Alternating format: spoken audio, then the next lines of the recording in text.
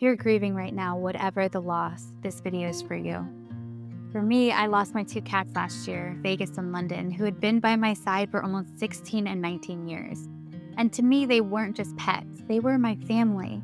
They were my companions through every chapter of my adult life. I'm not here to tell you that it gets better quickly or that time heals all wounds, but I will tell you this. Grief has changed me more than anything else in my life ever has.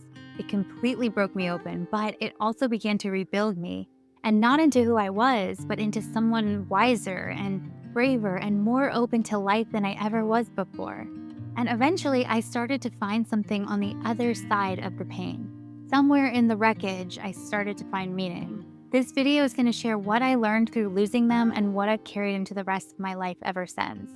If you're walking through your own fog of loss right now, I really hope these lessons find you in the dark.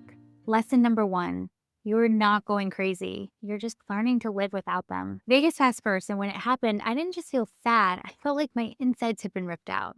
He had been with me for 16 years, through every version of my adult life. He was in my lap when I worked. He slept in the crook of my arm. He was my home. So this wasn't just losing a pet for me. It was the unraveling of this life that we had kind of woven together. And at first, I really thought I was losing it. I couldn't eat. I couldn't sleep. I would walk into rooms and forget why. The night he passed, I started cleaning my kitchen maniacally. And it wasn't because it needed to be clean, but I just felt like I needed something to do, somewhere to put the ache. That fog followed me for weeks. And I just kept wondering, is this normal? Am I ever going to feel okay again? But here's what I've learned now that I've made it to the other side. This is normal. You're not going crazy. You're not broken. You're just trying to live in a world that no longer makes sense because the person or the pet who made it feel like home is no longer in it. There's a quote that says, grief is the repeated experience of learning to live in the midst of a significant loss. Because it's not just one moment of loss, it's every moment after, where your whole being, your body, your mind, your spirit is trying to make sense of a world that suddenly feels upside down. Everything feels off because everything is off. The routines are gone, the quiet feels louder, even the air in your home feels different. This isn't you losing it though. This is your system trying to rebuild itself without someone that was part of your foundation. And as painful as that is, that's the cost of connection. You only feel this much because you loved that much. So if you're in that fog right now, feeling strange in your own skin or forgetting what day it is or zoning out mid-sentence, that's not you falling apart. That's you finding your way, even if it doesn't feel like it yet. Just keep going. Lesson number 2, there is no perfect goodbye. There's only love. When Vegas passed, I had so many regrets. I wanted to say goodbye at home, but the timing just didn't line up. And then when London passed 6 months later, it was the exact same. Not at home, not how I imagined, not what I had hoped for, even after everything I had learned the first time. With both of them, it felt too early, and then suddenly it felt too late. I replayed those final moments in my head more times than I can count. But here's what I've come to understand. There is no perfect goodbye. There's no moment where everything just feels peaceful and complete. There's only presence, there's only love. And if they were loved and you were there, even in spirit, then they had everything. You did the best that you could. And if you're sitting with regret right now, I hope you'll let this in. Your love was enough. Lesson number 3, grief is incredibly isolating, but you're not alone. After losing both my cats, the hardest part wasn't actually the pain. It was the isolation.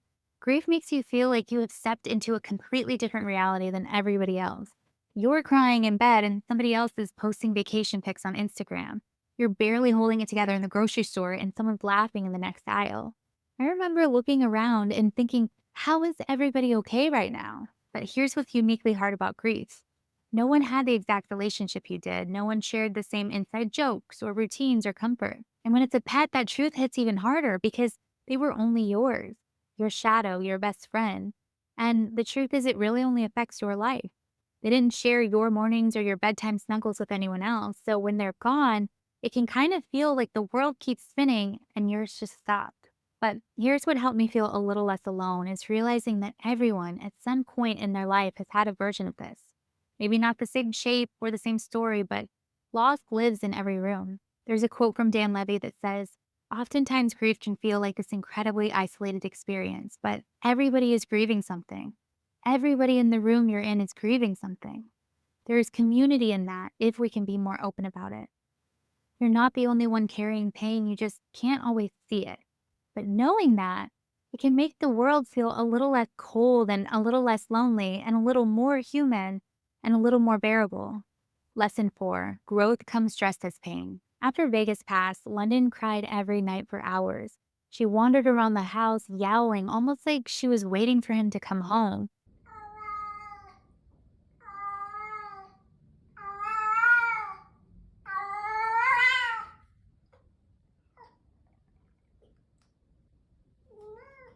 It was such a rough few months, but just as we both started to heal, she was diagnosed with cancer and I lost her too. That was my breaking point, but it also became my turning point. There's this quote that really hit me, and it goes, when someone you love dies, there's this portal that opens. It cracks you open to the truth of your own mortality and gives you access to remembering the kind of life you want to live. It's like a light that's shining above your head, and suddenly you have a bit more connection to the universe. And that is exactly how it felt. Like something in me shattered, but in that crack, something else began. Before she passed, I made London a vow that I wouldn't let her and Vegas's deaths just be pain. I would live the kind of life I couldn't fully live when they were here, one that wasn't anchored to home or routine or stability. And I would make it mean something. This journey I'm on now, reinventing my life, traveling, healing, it's all part of that promise. It's not despite my grief, it's because of it. There's another quote I heard that stuck with me, and I'm going to paraphrase, but it goes, one of my favorite words is alchemy, taking the thing you're most afraid of and turning it into something meaningful, maybe even beautiful. That's what this is for me. And if you're walking through loss right now, maybe you just begin by asking, what could I create from this? Not to fix the pain, but to honor what mattered. Let the love become something new and let it shape what comes next. Lesson number 5: you don't have to believe it gets better for it to get better. There were nights I thought I would never stop crying, that I would never feel happy again. But you don't have to believe you'll survive for it to be true that you will. There's a quote from Cheryl Strayed that captures this perfectly. She says, when my mother died, I thought I couldn't live without her. And everyone out there who's lost anyone essential to them thinks, I can't live without that person. And then what's true is that we can and we will and we do. That's what's cool about that. You don't have to believe you'll be okay to make it true that you will be okay. In fact, part of grief is that you can't believe it. It's just one step at a time, one day at a time. And then you realize that even though you can't go on, you are. And therefore you can.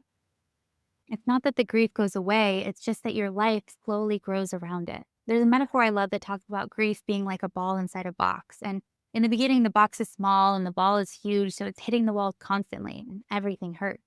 But over time, the box is getting bigger as your life expands.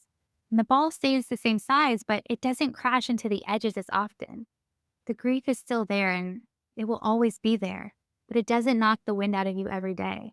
And eventually you start to feel something other than pain. And at first that can feel strange, like you're betraying them by feeling okay. Like if the tears stop, the love will too. But I read a line that helped me let go of the guilt I felt for starting to feel okay again.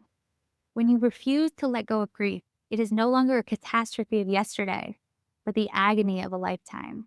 And that hit me because I was holding on like it was proof of how much I loved them. Like if I let the pain soften, I was somehow letting go of them. But I have realized that letting go of the suffering isn't letting go of them. You don't lose the love. It doesn't die. It just shifts. It shows up in different ways, in memories, in meaning, in the life you build after.